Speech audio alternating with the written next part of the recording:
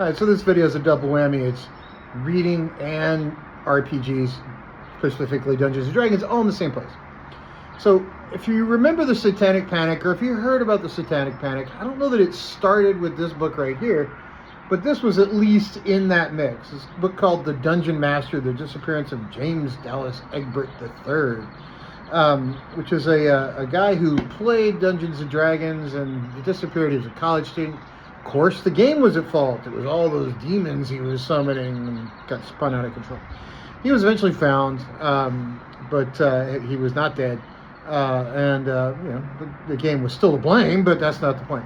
Then along comes this one, the fiction book called Mazes and Monsters by Rona Jaffe, which then became a made-for-TV movie by starring actually Tom Hanks. Yeah, a pretty young version of Tom Hanks.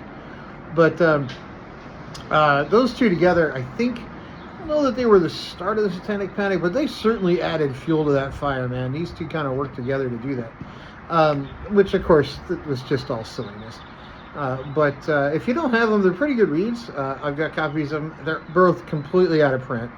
They are out there on the used book market, but they're good books. If you get a chance to pick them up and give them a read, they're out there.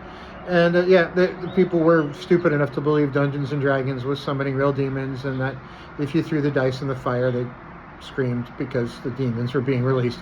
It's not really that bad, and the dice are not possessed. Although some would argue they might be possessed because they always roll too low numbers, but that's beside the point. Both good books. If you get the chance to read them, check them out. And I don't know that they really were the beginning of the Satanic Panic, but man, they made it bigger. Talk to everybody soon.